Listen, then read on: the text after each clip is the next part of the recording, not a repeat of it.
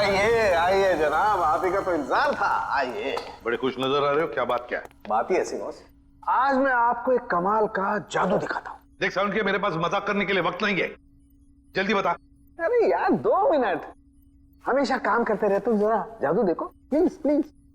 तारिका लेके आओ सर। देखो देखो देखो क्या होता है, देखो। ये लीजिए सर। Very good. सचिन यार तुम ये जरा चश्मा पहन लो। चश्मा? लेकिन मैं ही क्यों सर? अरे पहनो पहनो, मैं हेल्प करता हूँ तुम्हारी। ग्रेट।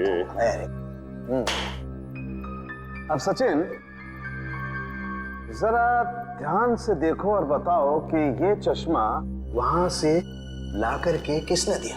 अरे सर कैसी बात करते हैं? तारिका ने। नहीं सचिन, गौर से देखो, ये चश्मा वहां से उठा करके तारिका नहीं, श्रेया लेकर के आई। मैं?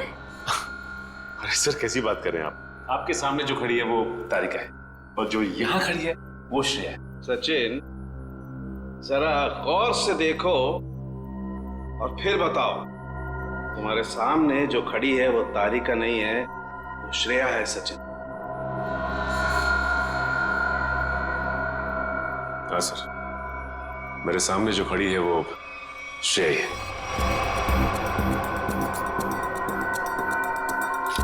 सचिन ये मेरी गन लो, और तुम्हें इस गन के साथ क्या करना है सचिन तुम जानते हो ना? हाँ सर, मुझे अच्छी तरह से मालूम है कि इस गन के साथ क्या करना है। साउंड कुछ नहीं होगा। साउंड के ऐसी मजाक मत कर। Please believe me. हाँ सचिन, तो पता है ना तुम्हें क्या करना है इस गन से? हाँ सर, पता है।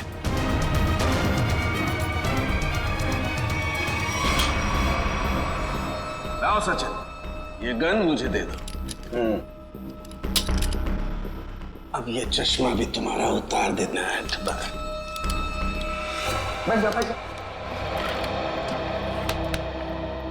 मुझे हो क्या रहा है? सर भारी हो रहा। सचिन, अभी अभी आपने मुझे मारने की कोशिश की, मुझ पर गोली भी चलाई, वो तो गन खाली थी इसलिए। तारिका, ये तुम क्या कह रही हो? मैं तुम्हें मारने की कोशिश क्यों करूंगा? मैं तुम्हें गोली क्यों चलाऊंगा? रिलैक्स रिलैक्स, मैं बताता।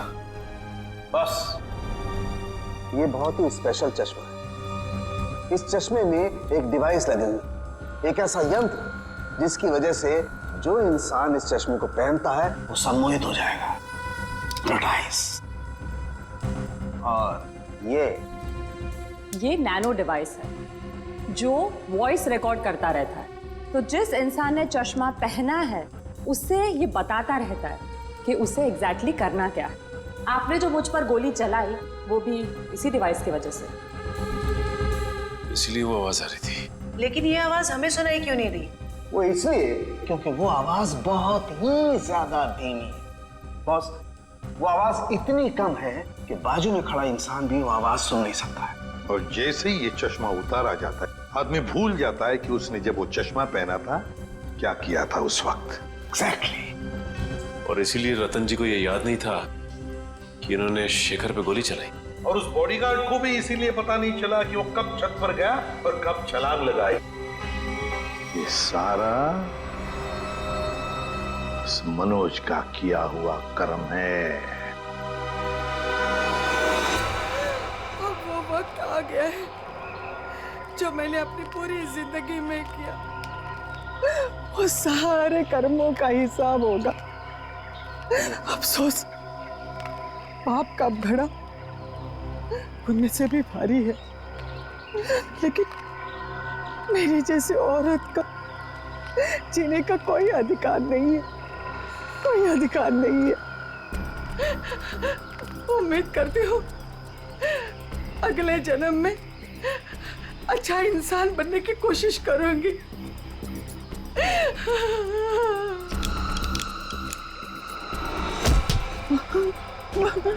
ये क्या कर रही है? उतार चश्मा, उतार। मेरा बच्चा आ गया। तूने जहर पिया? आई, ये क्या किया तूने? मेरे को नहीं पता मैंने ऐसा क्यों किया। बेटा मेरे को माफ कर दे, हमारे साथ इतना ही था। नहीं आई, आई नहीं, आई। जिस किसी ने भी तेरे साथ ऐसा किया है माँ, तेरी कसम उसे छोड़ूंगा नहीं मैं। अब पता चला किसी अपनों पर वो मौत का चश्मा लगाने के बाद कैसे लगता है। चलो अब तुम्हारे आंखों पे कानून का चश्मा चढ़ाते हैं। कहाँ भाग रहे हो? रुक, सचिन उधर से पीछे जाओ उसके।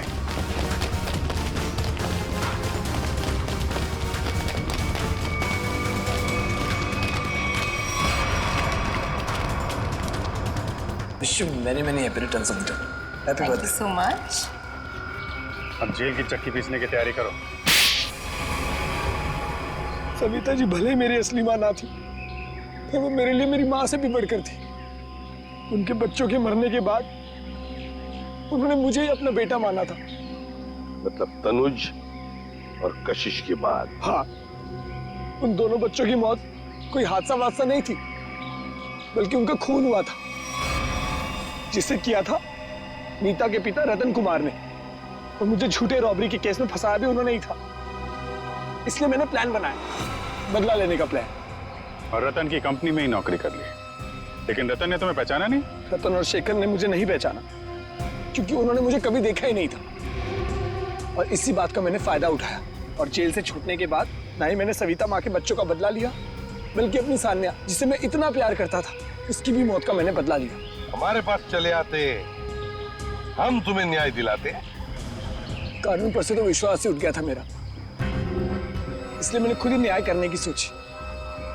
नीता से दोस्ती की, फिर उसे मार दिया। सान्या से प्यार करते थे तुम, इसे प्यार कहते हो? उसकी बहन की जान लेने चले थे तुम। वो तो अच्छा हुआ हम लोग इस वक्त पे पहुंच गए और उसे बचा लिया। क्या नीता जिंदा है? हाँ जिंदा है। बहुत कोशिश की ना तुमने उसे मारवाने की। उसके बॉडीगार्ड को भी वो चश्मा पहना दिया ताकि वो आत्महत्या कर ले, मगर नहीं, तुम्हारा प्लान वैसे ही फेल हो गया। हाँ, मगर रतन का प्लान फेल नहीं हुआ।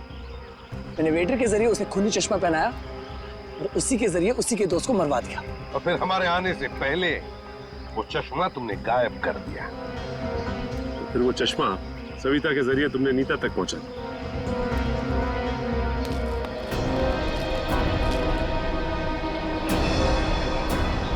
माँ, तू जिंदा है? मैं जिंदा हूँ। मेरे को माफ कर दो मनोज बेटा, ये सब कुछ मुझे सीआईडी को बताना पड़ा। इन्होंने जो कुछ भी किया हमारे कहने पे किया। अपना बदला पूरा करने के लिए तुमने बहुत नाटक किया, और तुम्हारी असलियत सामने लाने के लिए हमने भी ये छोटा सा नाटक किया। क्या मिला तुम्हें? इस बदले की आग ने तुम्हें कहां से कहां पहुंचा दिया। अब जेल की सलाखों के पीछे सड़ते बैठना। कानून तुम्हें कड़ी से कड़ी सजा देगा, शायद फांसी ही होगी। कितना मारोगे मुझे? एक बार बोला ना पैसा दे, एक बात बार बार नहीं दोहराता। पैसा पेड़ पे नहीं उगता। लोगों के घर में झाड़ू बर्तन पोछा करके ही पैसे कमाए हैं मैंने। ऐसे दारू में उड़ाने नहीं दूंगी। अपने पति से जवान लड़ाती है, जवान लड़ाती है तू।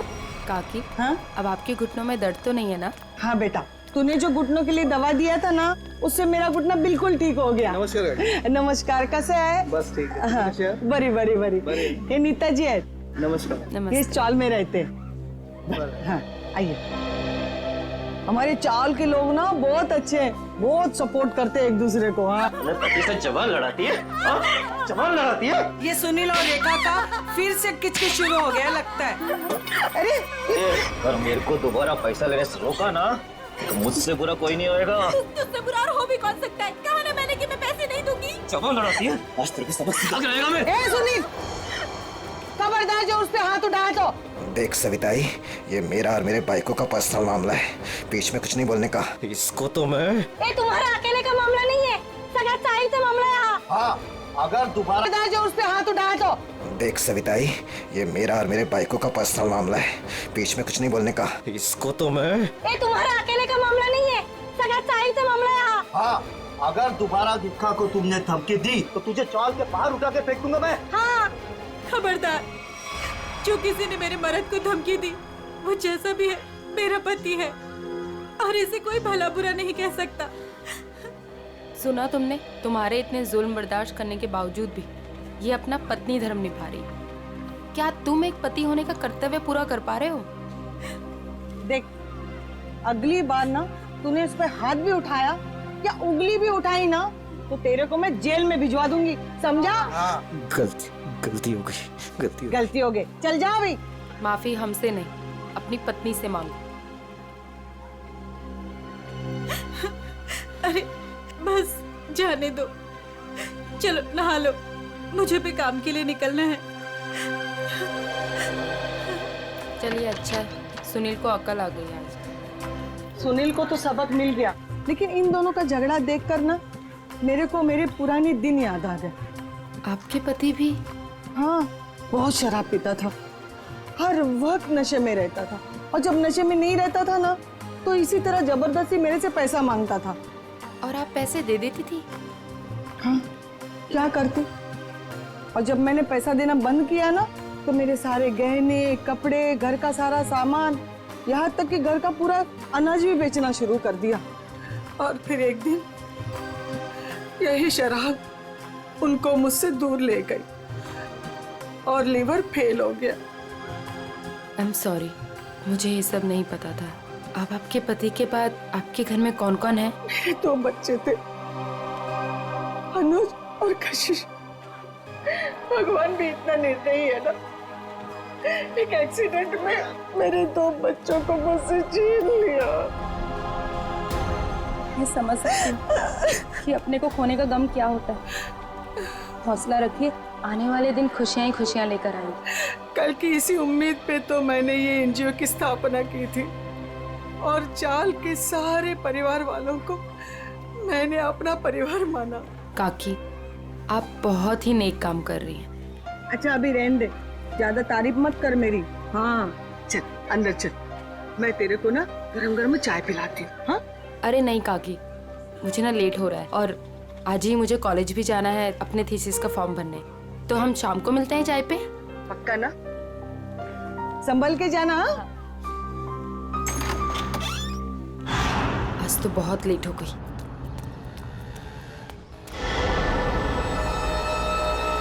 ये तो वही लड़का है, आज तो इस रोमियो को सबक सिखा कर आऊंगी। हेलो ओए मिस्टर, हेलो, रुक, कब से मेरा पीछा कर रहा है? रुक, भागता कहाँ है? रुक। भाग गया, पता नहीं कहाँ से आ जाते हैं। पर सविताई, मुन्नी को स्कूल भेजकर क्या फायदा? बाद में उसे शादी करके चूल्हा चौका ही तो संभालना है। यही तो गलत मानसिकता है उर्मिला। शिक्षा ग्रहण करने के लिए जितना अधिकार लड़कों का है ना, उतना ही लड़कियों का भी है। आज हमारे देश में ज्यादातर परिवारों में महिलाएं उतना ही आर्थिक सहयोग देती है जितना कि पुरुष। क्यों नीता, मैंने ठीक कहा ना? बिल्कुल कहा। आज के जमाने में स्त्री का अस्तित्व उसके पिता या पति पे निर्भर नहीं करता। लड़की को भी पूरा अधिकार है कि वो अपनी पहचान बना सके और समाज के साथ कंधे से कंधा मिलाकर आगे बढ़ सके।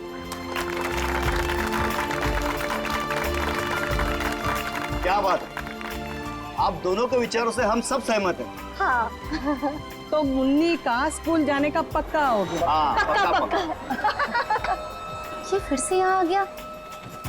लगता है इसको सुबह की डांट का कुछ असर नहीं हुआ। कौन है ये नीता, तुम जानती हो? नहीं काकी, पता नहीं कौन है और कहाँ से आया है, लेकिन रोज मेरा पीछा कर रहा है। अरे पहले क्यों नहीं बताया? चलो जमकर खबर लेते हैं आज इसकी। चलो चल।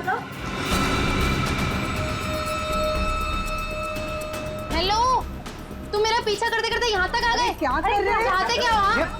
अरे कहाँ जा रहे हैं? मैं तुमसे बात कर रही हूँ। अरे सुनाई दे रहा है कि नहीं दे रहा है? क्या हो गया इसे? अरे सीढ़ी, अरे ये तो छत, अरे छत के ऊपर जा रहा है। कहाँ जा रहे हो? एक किधर जा रहा है ये? रुको। हाँ, अरे अरे अरे ये क्या कर रहा है? अरे नीचे उतर। अरे खोपड़ी सटक ली है तुझी, क्यों जान देना चाहता है अपनी? अरे बोल ना कुछ। अरे बोल। मैं यहाँ कैसे आया? इधर क्या कर रहा हूँ मैं? तेरे को नींद में चलने की आदत है क्या? हाँ? कब से बुला रहे हैं तेरे को? ड्रामा मत करो, बताओ कि मेरा पीछा क्यों कर रहे थे? मैं बात करती हूँ। बेटा देख, तेरे दिल में ना जो कुछ भी है सच सच बता दे। तू नीता को पसंद करता है क्या? वो बात नहीं है, मैं तो नीता जी का बॉडीगार्ड हूँ। इनके पिताजी ने मुझे इस काम पर रखा था कि इनकी मैं रक्षा करूं। उन्होंने ये भी कहा था कि इनको पता न चले। झूठ मत बोलो, मेरे पापा मुझसे बिना पूछे कुछ नहीं कर सकते। मैं सच कह रहा हूँ, ये मेरा आईडी कार्ड।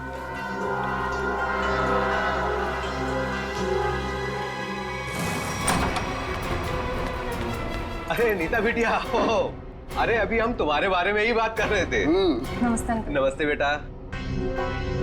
क्या बात है बेटा, अंकल से नमस्ते और पापा से हेलो हाय कुछ भी नहीं?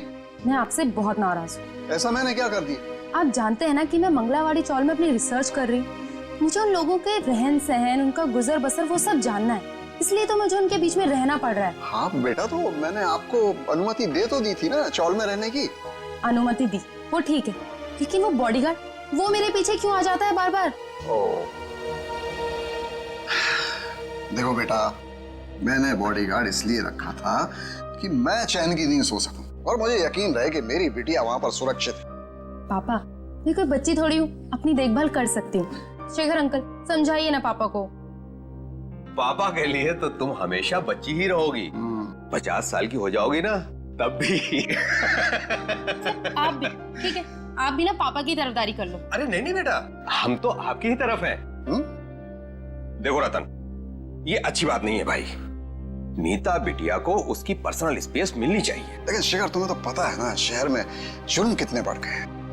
अब मैंने एक बॉडीगार्ड रख लिया तो कौन सा पहाड़ टूट गया यार। मुझे ना आपसे कोई बहस नहीं करनी। कल मेरा जन्मदिन है और ये मेरा जन्मदिन का गिफ्ट कि नो बॉडीगार्ड। अरे हाँ, कल तो नीता बिटिया का जन्मदिन है। अरे यार, मैं तो बिल्कुल भूल ही गया था। लेकिन मैं कैसे भूल सकता हूँ मेरी प्यारी प्यारी बिटिया का जन्मदिन। मैंने जन्मदिन की खुशी में एक बहुत बड़ी पार्टी रखी है। पार्टी? ठीक लगा ना बेटा? Happy birthday Nita. Thank you so much, please enjoy. Nita बेटा, जन्मदिन की ढेर सारी शुभकामनाएं। भगवान करे तुम्हें मेरी भी उम्र लग जाए। थैंक यू सो मच काकी। पापा, ये सविता काकी है, मैंने बताया था ना आपको इनके बारे में। हाँ हाँ हाँ, नमस्ते नमस्ते। हमारी बिटिया आपकी बहुत तारीफ करती। आपकी बेटी भी बहुत बहुत अच्छी है। Thank you very much. ये है मेरे बिजनेस पार्टनर शेखर। नमस्ते। नमस्ते, आपसे भी मिलकर बहुत खुशी हुई। मुझे भी बहुत खुशी हुई आपसे मिलकर। Ankit, many happy returns of the day. Happy birthday. Thank you so much.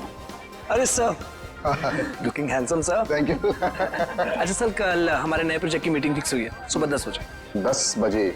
Okay, done. Hello जी, ये मेरी बर्थडे पार्टी है, आपका ऑफिस नहीं, तो ये जो अपना काम है ना ऑफिस तक ही रखिए। सॉरी बेटा, सॉरी। आई एम सॉरी, आज काम की कोई बात नहीं हो गई, ठीक है? चलो अब केक काटे। पापा बस एक मिनट, छोटा सा सरप्राइज है। रामू, श्याम, जल्दी से सारे मेहमानों के चश्मे ले आओ। चश्मे? चश्मे? ये देखिए, रंग बिरंगे चश्मे। सो आज का थीम है गॉगल्स, तो ये सबको पहनने हैं। Okay guys? Very innovative idea. तो मैं ड्रेस से मैच कर रहा है ना। हाँ, मैं अभी नहीं लगाऊंगी, मैं केक काटने के बाद लगाऊंगी। चलो चलो केक काटते हैं। हाँ।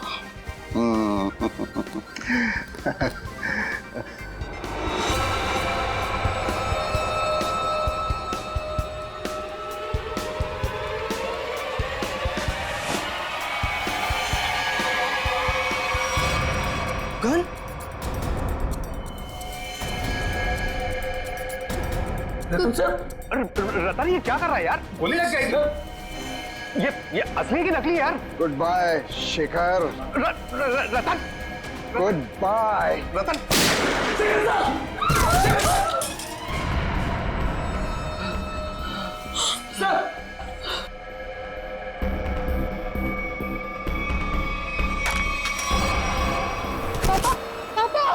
पापा ये तो बेहोश हो गए। ये अच्छा है, गोली मार के बेहोशी की एक्टिंग कर रहे हैं। अरे कोई एम्बुलेंस बुलाओ, शेखर जी को गोली लगी है। और सीआईडी को भी फोन करना पड़ेगा।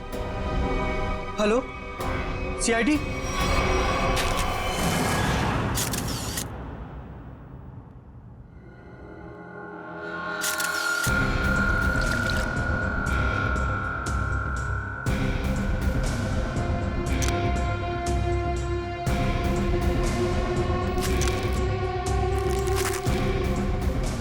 गोली सीधे सीने पे मारी गई है।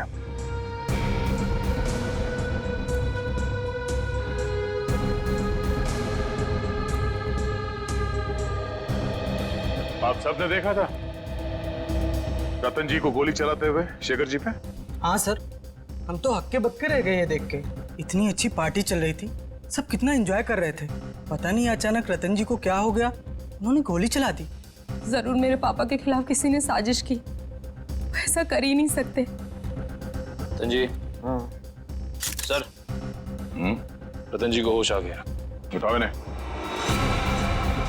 ये उठिए, चलिए उठिए। शेखर को क्या हो गया? सर क्यों भारी हो रहा है? पहले खून कर दिया इनका, अभी सर दर्द का बहाना कर रहे हो? हाँ, ये नाटक बंद करो, हटाओ। उठिए। ये आप क्या कह रहे हैं?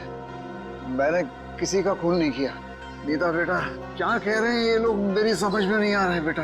पापा मुझे खुद समझ में नहीं आ रहा है कि ये सब हो क्या रहा है।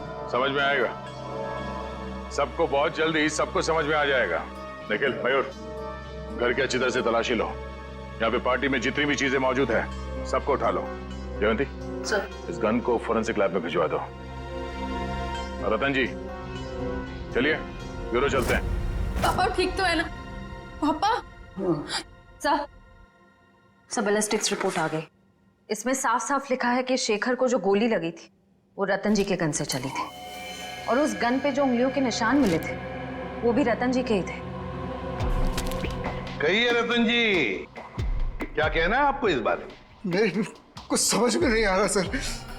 सर बहुत भारी हो रहा है। ऐसा लग रहा है जैसे किसी गहरी नींद से जागा हूं मैं। कोई डरावना सपना देखा है मैंने। हाँ, मगर क्या करे, शेखर जी की मौत तो कोई सपना नहीं है। सारे सबूत यही कह रहे हैं कि शेखर का खून तुमने किया है। मैंने कोई गोली नहीं चलाई सर। आप मुझ पर यकीन क्यों नहीं कर रहे सर? तो फिर वो गोली क्या अपने आप शेखर जी के शरीर में गई? कुछ याद नहीं आ रहा है मुझे।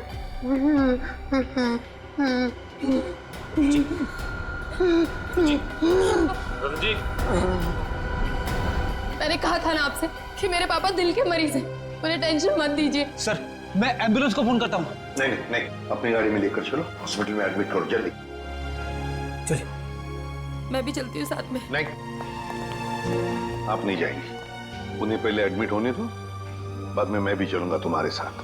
प्लीज सर, मेरे पापा को छोड़ दीजिए। अगर तुम्हारे पापा ने कुछ भी नहीं किया है तो उन्हें कुछ नहीं होगा।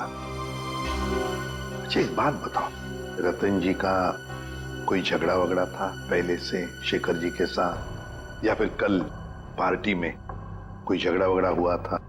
नहीं सर, वो तो पार्टी में बहुत एंजॉय कर रहे थे। अच्छा, क्या तुम्हारे पापा के बर्ताव में कुछ तुम्हें थोड़ा अजीब सा लगा? कभी आदमी कोई टेंशन में होता है या वैसे कुछ? हाँ सर, कोई झगड़ा तो नहीं हुआ था, लेकिन उनका मूड थोड़ा सा चिड़चिड़ा था, और वो शेखर अंकल को कुछ कह भी रहे थे।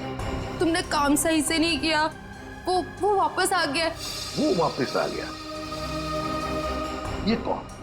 सर नाम तो नहीं लिया था। अच्छा, ये बातचीत कब हुई थी दोनों के बीच? कल हुई थी, एनजीओ से लौटने के बाद। एनजीओ? कौन सा एनजीओ है ये? मेरी बड़ी बहन सानिया की मौत के बाद पापा ने एक एनजीओ खोला था, जहाँ पे हम गरीब लोगों को रोटी, कपड़ा और रहने के लिए छत देते हैं। कहाँ है ये एनजीओ?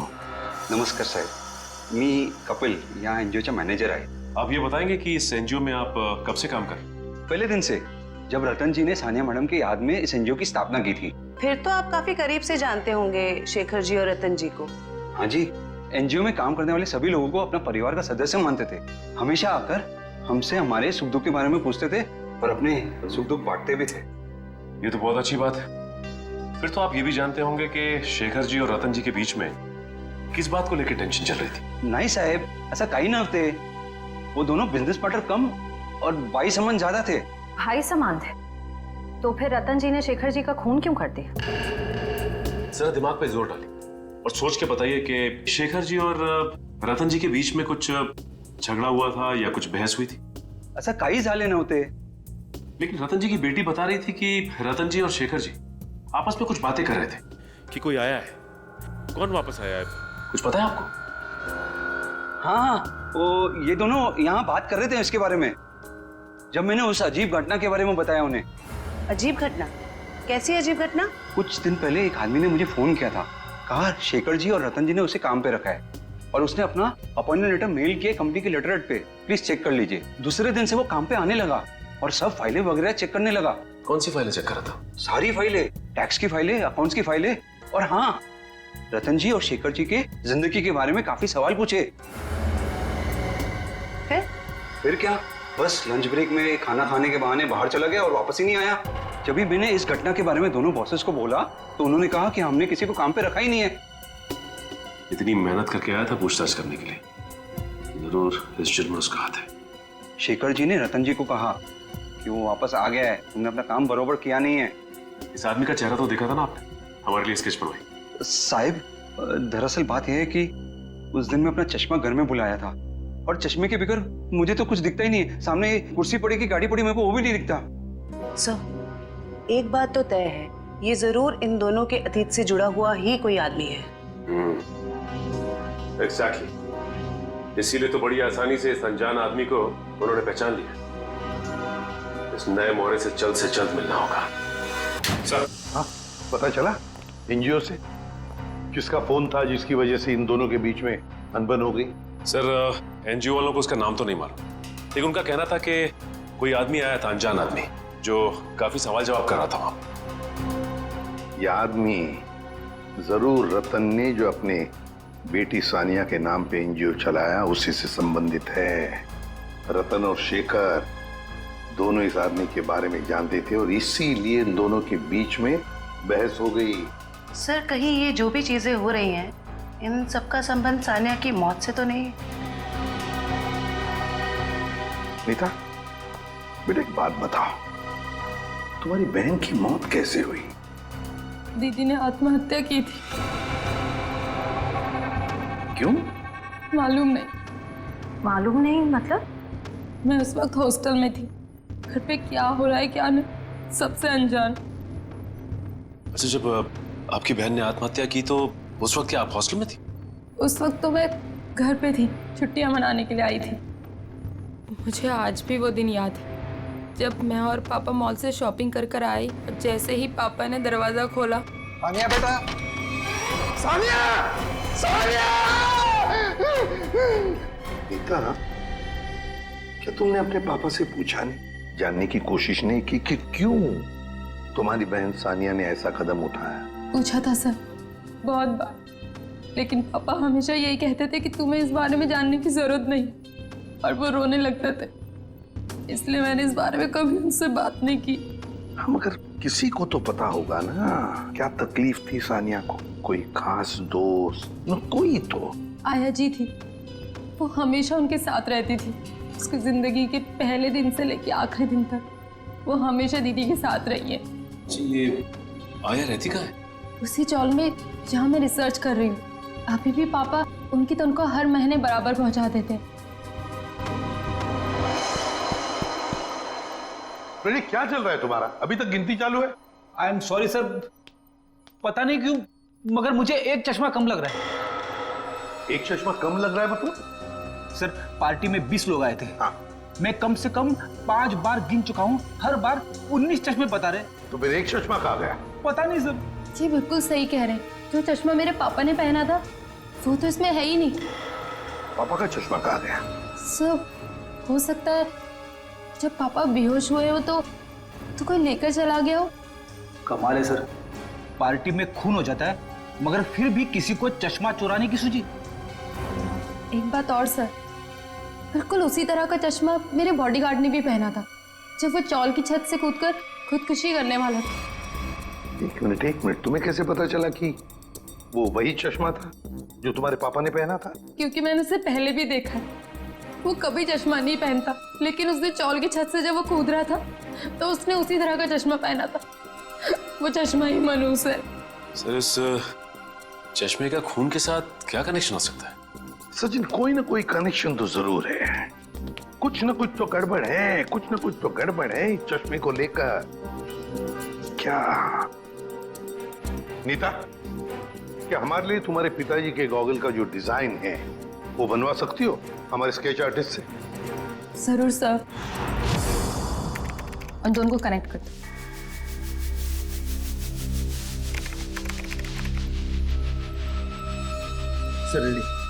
ठीक है, थैंक यू।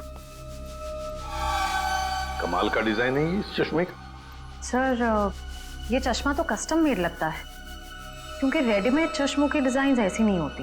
हाँ श्रेया, ये ऑर्डर देख के, डिजाइन देखकर बनाया गया चश्मा है ये। पता लगाना पड़ेगा शहर में ऐसी कौन सी दुकानें हैं, कितनी दुकानें हैं ये इस तरह के चश्मे बनाती हैं। फिर सानिया की आया के बारे में भी पता लगाना पड़ेगा। हेमलता जी? कौन है? आप सानिया की आया थी ना? हाँ, पर आप लोग? देखिए, हम सीआईडी से। सीआईडी? माफ करना माँ जी, हम लोग ने आपको परेशान किया।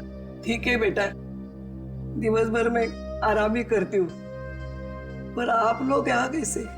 देखिए हेमलता जी, आप सानिया की आया रही बचपन से, है ना? और फिर सानिया ने आत्महत्या भी की, ये तो आप जानती ही हैं।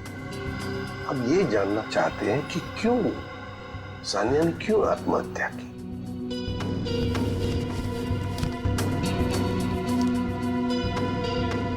बहुत दिनों बाद इन बूढ़ी आंखों को आप लोगों ने नम कर दिया। हम आपका दुख समझते हैं। मैं हूँ जिम्मेदार, मैं हूँ। या तो रतन जी को मैंने मनाना चाहिए था उस रिश्ते के लिए, वरना सानिया को मजबूर करना चाहिए था वो लड़के को भूलने के लिए। लड़का? कौन लड़का? जिससे वो प्यार करती थी। प्यार करती थी? अच्छा, तो फिर हुआ क्या? वही अमीर गरीब लड़का गरीब था ना।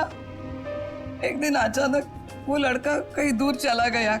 महीनों इंतजार करती रही सानिया, न खाती थी न पीती थी, वो अपने बंद कमरे में रोती रहती थी। वो लड़का कौन है, कहाँ रहता है, क्या उसका कोई टेलीफोन नंबर वगैरह है आपके पास?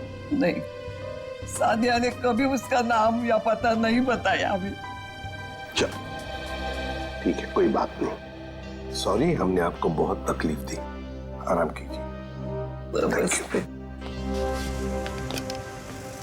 सर, सोच रही हूँ दया सर के लिए एक चश्मा ले लूं। दया का बर्थडे आने वाला है क्या? नहीं सर, वो हमेशा ना मुझसे उखड़े उखड़े रहते हैं, इसीलिए। अच्छा, गिफ्ट देके उनको खुश करना चाहती हो? नहीं सर, उन पे बहुत अच्छा लगेगा, इसलिए। बाद में देखते हैं। एक्सक्यूज मी जी, कहिए किसके लिए चश्मा दिखाऊं? एक मुजरिम के लिए। मुजरिम के लिए चश्मा? मैं कुछ समझा नहीं। जरा ये डिजाइन देखो चश्मे की। ये आपने ही बनाया था? जी हाँ। आपको पसंद है? आप लोगों के लिए भी बनवा दूं? नहीं नहीं, आप हमें माफी कीजिए। आपका बनाया हुआ ये चश्मा पहनकर लोग उल्टी सीधी हरकतें करने लगते हैं। कोई छत पे पहुंच जाता है छलांग लगाने, तो कोई किसी को गोली मार रहा है। क्या मजाक कर रही हैं आप? ये सब मेरे चश्मे की वजह से हो रहा है? हम मजाक के मूड में नहीं है।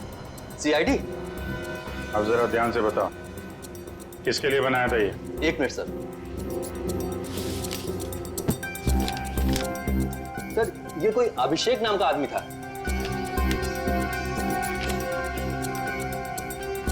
क्या बात है सर, नाम भी है, एड्रेस भी और फोन नंबर भी है। कॉल करो जी।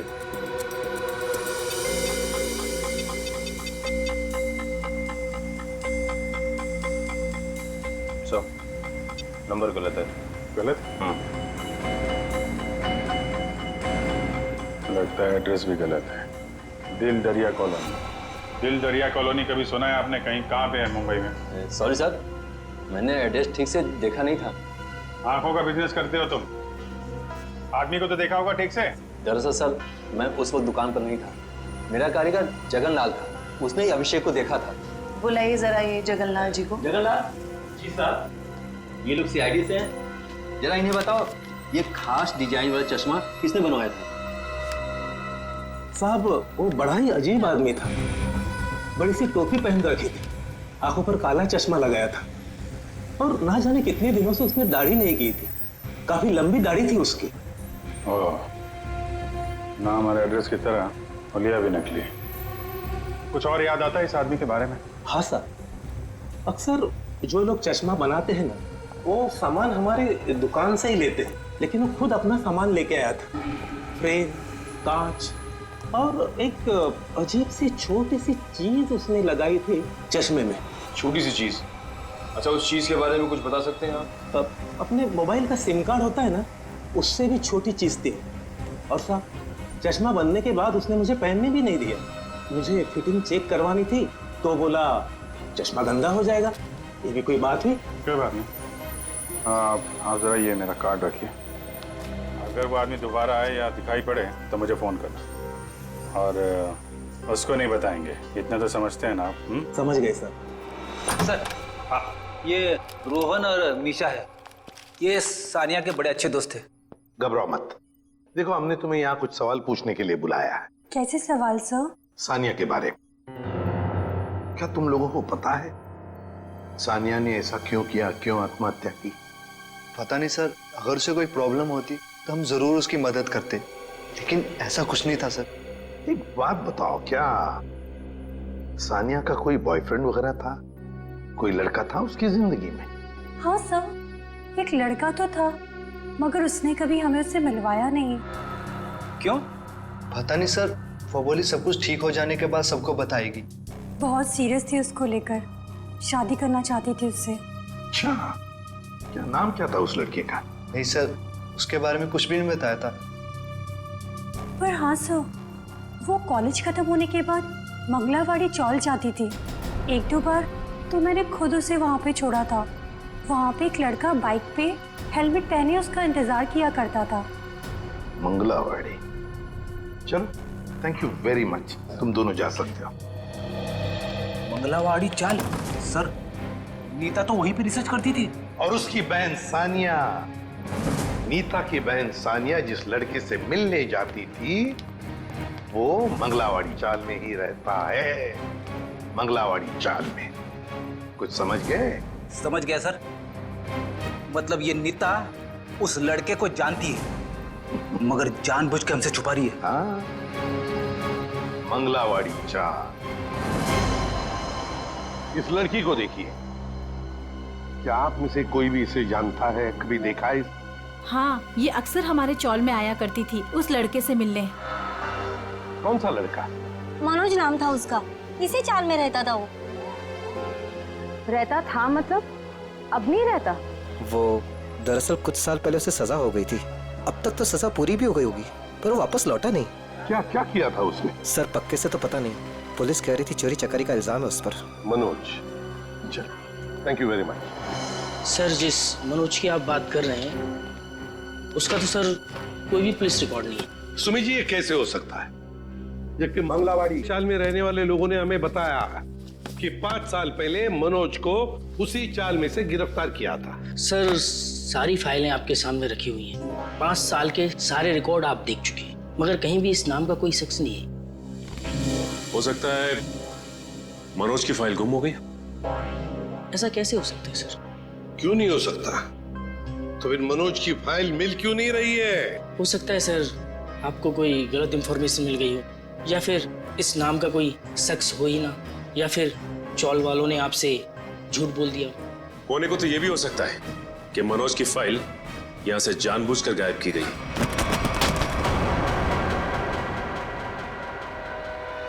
रवि जी, क्या हुआ? तबीयत बिगड़ गई क्या? ये अचानक पसीना क्यों आने लगा? अरे कांपने क्यों लगे तुम? और अचानक ये फाइल छूट कैसे गई तुम्हारे हाथ से? नहीं सर, ऐसी कोई बात नहीं है। हमसे कोई भी कुछ भी छुपा नहीं सकता। बताओ क्या बात है? भागता किधर? लगता है सर ये बिना दवा खाए इसकी बीमारी ठीक होगी नहीं।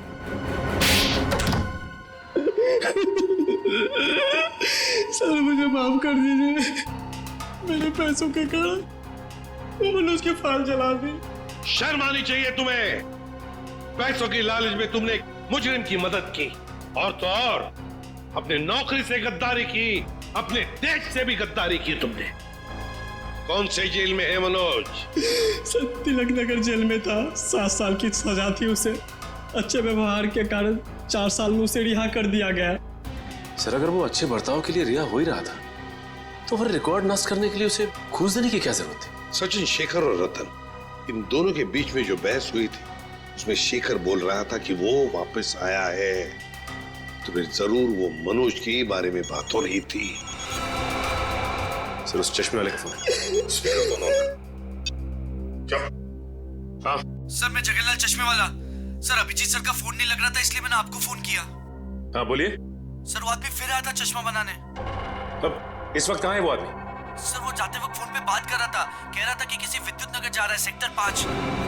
विद्युत नगर? नीता भी तो विद्युत नगर में रहती है। माय गॉड, नीता की जान को खतरा है। हाँ एसीपी सर, हम नीता के घर पहुंच गए हैं।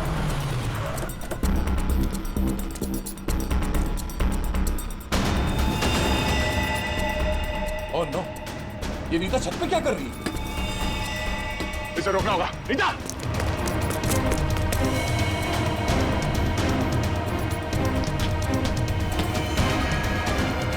नीता!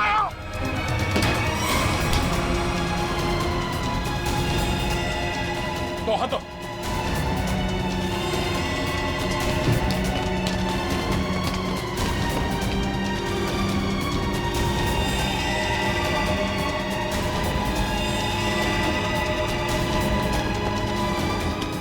पकड़ो। आजा, आजा। मयूर, चश्मा। ये क्या कर रही थी तुम? अपनी जान क्यों दे रही थी? जान दे रही थी? मैं क्यों अपनी जान दूंगी? तुम छत पे क्या करने आई थी? छत पे? मैं छत पे क्या कर रही हूँ? मुझे कुछ याद नहीं आ रहा। मैंने वो चश्मा पहना था और पता नहीं, मेरा सर दर्द हो रहा है। सर इस केस में ये क्या हो रहा है? लोग अचानक खुदकुशी करने चले आते हैं। सारे हादसों में एक चीज कॉमन है, ये चश्मा। ये चश्मा पहनने से पहले क्या हुआ था वो तो याद है ना तुम्हें? हाँ सर।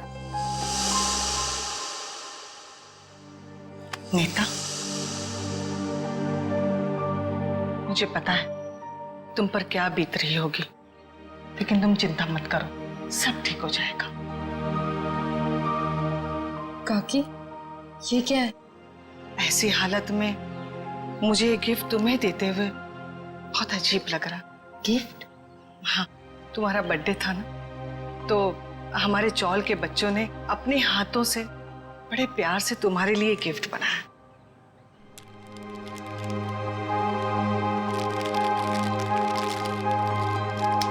चश्मा?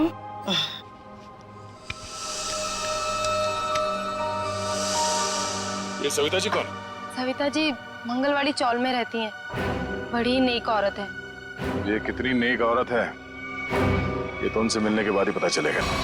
अरे अरे अरे अरे सविता जी, लगता है हम लोग गलत वक्त पर आ गए। कहीं जा रही थी आप? हाँ, वो कुछ जरूरी काम आ गया था, इसलिए मैं कलकत्ता जा रही हूँ। लेकिन क्या करें, अब तो आप कलकत्ता जा नहीं पाओगी। क्यों नहीं जा पाऊंगी? वो क्या है ना कि मुजरिमों को यहाँ खुले घूमने की आजादी नहीं। मुजरिम? कौन मुजरिम? शराफत का नकाब उतारो। नीता ने हमें सब कुछ बता दिया है। मेरे को कुछ काम है, मैं आती। अब तक तुम्हारी उम्र का लिहाज करें, मुझे सख्ती बरतने पे मजबूर मत करो प्लीज। बताइए। मैंने जो कुछ किया अपने बच्चों के मौत का बदला लेने के लिए किया। बच्चों की मौत का बदला? हाँ, नीता के पिता रतन ने मेरे दोनों बच्चों को मार डाला अपने बिजनेस पार्टनर शेखर की मदद लेके। जान ली? लेकिन क्यों? क्योंकि उसको गलतफहमी हो गई थी कि मेरा बेटा तनुज वही लड़का है जिसे उसकी बेटी सानिया प्यार करती थी। क्यों हुई ऐसी गलतफहमी? क्योंकि एक दिन तनुज सानिया को घर छोड़ने गया था तो रतन ने देख लिया और वो गलत समझ बैठा। फिर शेखर ने गुंडे भेजे इधर मेरे घर पे मेरे दोनों बच्चे तनुज और कशिश को मार डाला। मैं उस टाइम पे घर पे नहीं थी इसलिए जिंदा बच गए। मगर नीता ने क्या बिगाड़ा था तुम्हारा? उसे क्यों सजा दी तुमने? क्योंकि रतन ने मुझसे मेरे बच्चे छीने साहब। मैं उसको वही दर्द देना चाहती थी। मनोज कहाँ पर है? मनोज? कौन मनोज? वही मनोज जिसने तुम्हें बदला लेने में मदद की थी।